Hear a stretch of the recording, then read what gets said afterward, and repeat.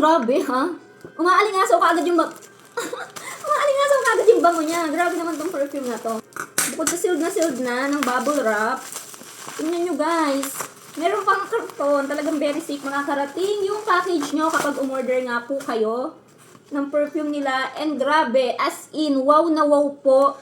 Humahalimuyak na kagad yung amoy niya. Nakasealed pa lang. Alam nyo guys, sobrang long lasting nitong perfume na to. Uy, grabe. Ang bango.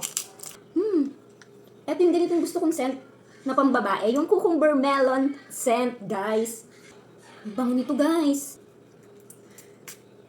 Long lasting tong amoy nito, guys, ha? Kasi oil-based perfume po ito. Tatagal talaga yung amoy nito kahit whole day na. And sa damit nyo, kahit nasa labahan na yan, hindi pa rin naaalis yung amoy niya. Napaka-affordable lang nito. Wala pa ata itong 100 pesos. Oo, meron ka ng oil-based perfume. Nakasale po kasi to, I-check nyo kung nakasale pa. Wala pa itong 100 pesos, guys. Napakasulit nitong perfume na to, inspired by cucumber melon. Kung gusto niyo ng mga ganitong scent, amoy cucumber, amoy melon, yung pagka-cool ng cucumber and pagka-sweet ng melon, ang bango niya. Lalagay ko yung link sa aking yellow basket kung gusto niyo po nito. Yun lang. Thank you for watching. Bye!